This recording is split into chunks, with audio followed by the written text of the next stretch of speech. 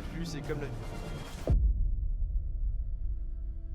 Dans les contrées d'Hyrule, un artefact permet à un héros vêtu de verre de voyager dans le temps, à invoquer des tempêtes et ouvrir des portails magiques. Cet artefact, c'est l'Ocarina du Temps. Et aujourd'hui, nous allons le recréer. Pas pour sauver le monde, pas pour défier Ganondorf, mais juste pour souffler dedans et faire des sons étranges, parce que, avouons-le, c'est déjà très satisfaisant.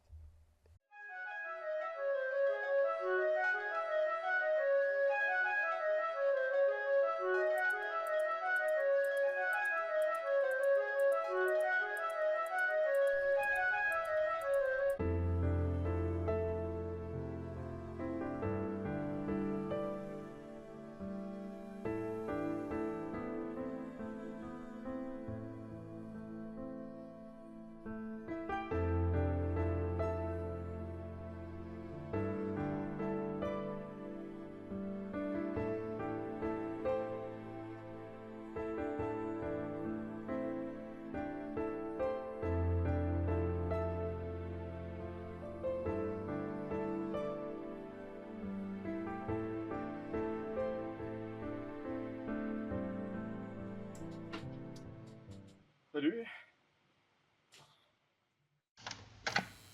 Ok, soyons honnêtes, c'est probablement mon projet le plus simple que j'avais en stock.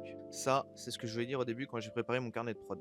Après avoir galéré sur l'œil d'Agamotto, j'avais besoin d'un petit défi un peu relax pour préparer la prochaine vidéo qui sera vraiment énervée. Et si tu penses qu'un ocarina c'est juste une flûte moche, prépare-toi parce que ce truc est bien plus technique qu'il n'y paraît. L'Ocarina de Zelda, c'est pas juste une flûte, c'est LA flûte. Avec cet instrument magique, Link peut voyager dans le temps, contrôler les météos et ouvrir des portails. C'est l'équivalent fantasy d'un smartphone, mais sans TikTok. Par contre, il faut savoir en jouer, ce qui, spoiler, risque d'être un problème pour moi. Mais fabriquer un ocarina, c'est simple en théorie. C'est une coque, un conduit pour l'air et quelques trous bien placés. En pratique, c'est là que ça se complique, parce que si les trous sont mal positionnés, au lieu d'avoir un son épique, tu obtiens juste un bruit de cafetière déprimé. Ouais, ce bruit-là, ouais. Donc la vraie difficulté, c'est de calculer la taille des trous pour produire des notes justes. Et comme je n'ai pas fait solfège depuis ma naissance, merci Internet pour les tutos de fabrication d'ocarina. Donc, voici mon plan. 1. Je vais modéliser l'ocarina. 2. Je vais imprimer une première version pour tester les sons. 3. Si tout se passe bien, je dirais que je suis un génie. Et 3,5. Si ça ne marche pas, je dirais que c'est un modèle décoratif. Voilà. C'est du génie.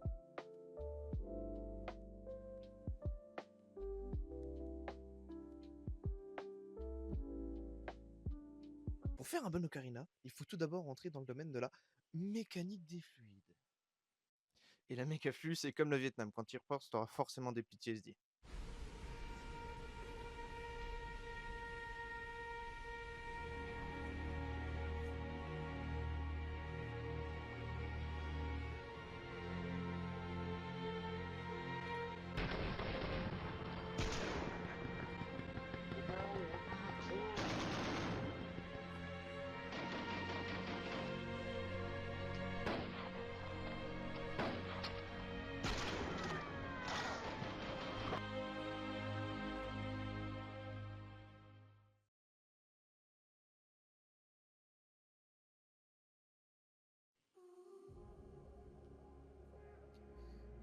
Dans ce projet, tout commence par le conduit d'air, qu'on appelle aussi le Windway.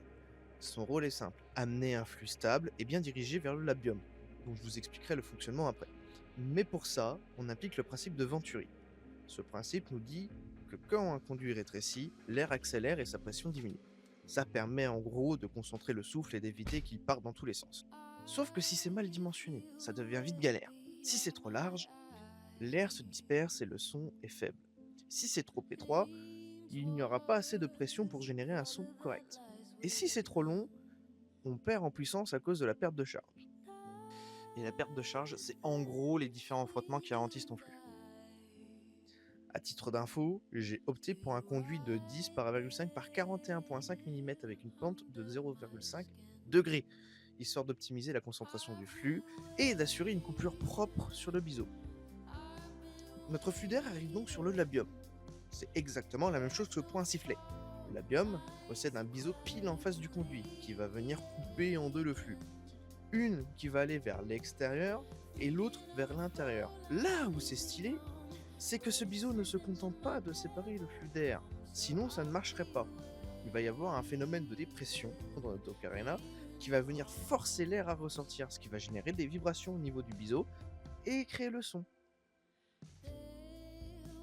Enfin, le flux d'air arrive à l'organe final de notre instrument, la caisse de résonance. Alors, je suis sûr que vous êtes tous demandé pourquoi un ocarina a une forme aussi bizarre.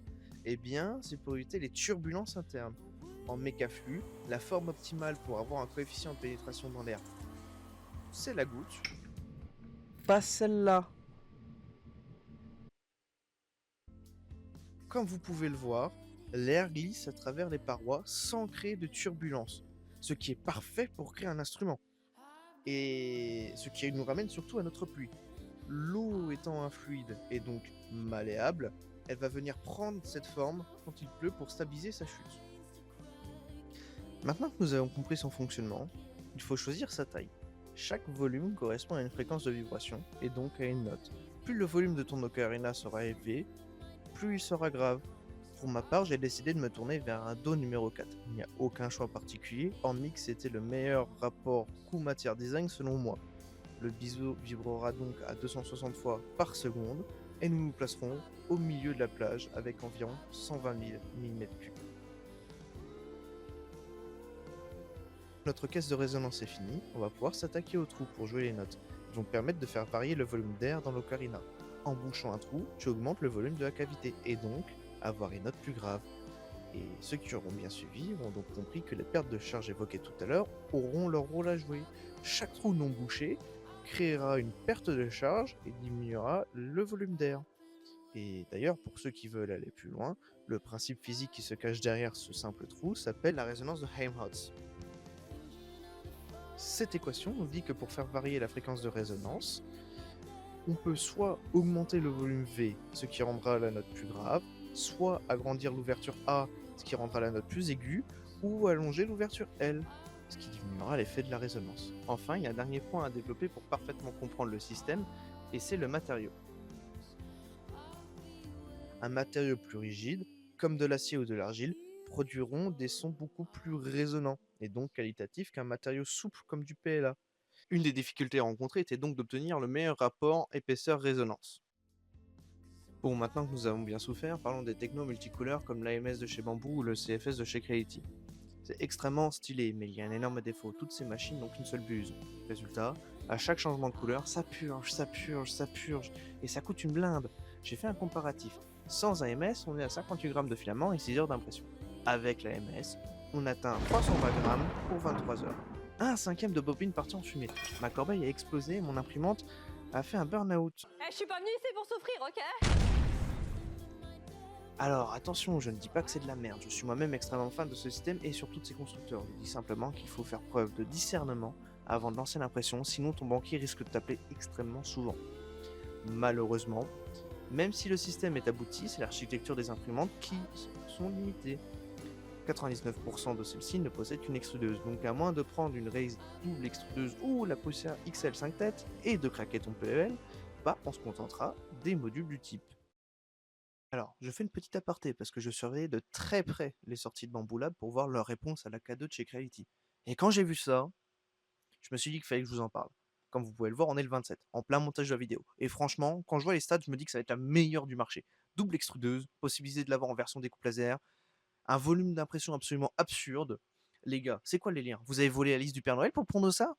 Non, en vrai, grosse dinguerie. Très clairement, ils savent changer la donne, surtout sur leur tarot. Bon, ok, c'est une belle bécane à 2300 boules pour la version combo. Mais par rapport au marché, c'est clairement rien. Tellement que c'est devenu mon top 1 wishlist. Bon, Mike Pro et Ambio si Il y jamais. a des chances. C'est parti.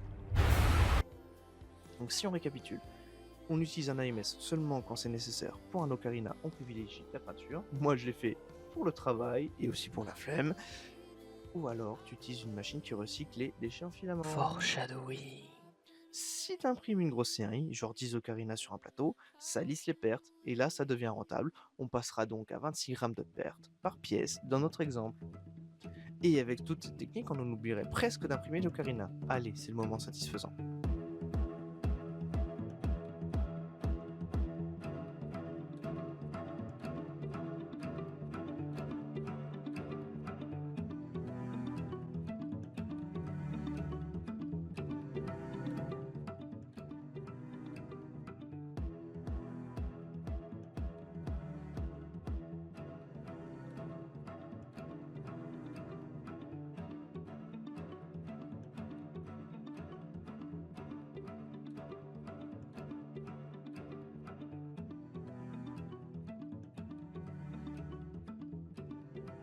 Bon, voilà un ocarina tout droit sorti de l'imprimante. Maintenant, la question c'est est-ce qu'il fonctionne?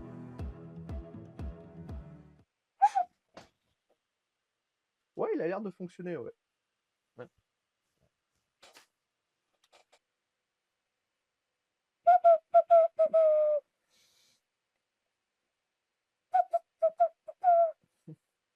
Tiens un truc.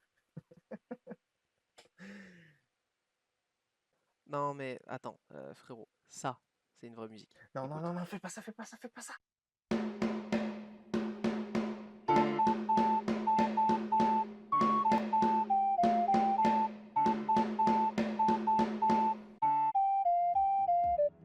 Bon, techniquement, il fonctionne. Mais il va falloir que je bosse mes compétences de flûtiste. Je vous présente l'ocarina d'Hyrule, une flûte imprimée en 3D et qui fait des vrais sons.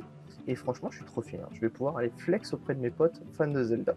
Ça t'impressionne? Pas du tout. Vous avez vu, il est trop joli en fait.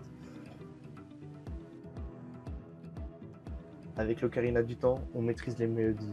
Et pour ce qui arrive ensuite, il faudra un objet qui fasse bien plus que jouer des notes. Rendez-vous dans la prochaine vidéo pour capturer notre nostalgie. En attendant, sachez que certains maîtrisent l'autre du temps. Moi, je maîtrise l'autre de l'impression 3D. Et honnêtement, c'est déjà pas mal, mais pas tout à fait pareil. Ok, je vais encore m'entraîner, mais vous avez l'idée. Je tiens sincèrement à remercier mon pote Scotty d'avoir accepté de tourner cette vidéo avec moi. Si cette vidéo vous a plu, abonnez-vous, cliquez sur la cloche et commentez Hyrule si vous êtes resté jusqu'ici. Et qui sait, peut-être qu'un jour, on passera l'épée de légende ou à un vrai donjon. A bientôt, que la Triforce soit avec vous. C'était le Raptor. Un simple instrument peut traverser les âges. Imagine ce qu'on peut faire avec une pierre du temps. Je t'explique tout ça dans la vidéo qui s'affiche maintenant.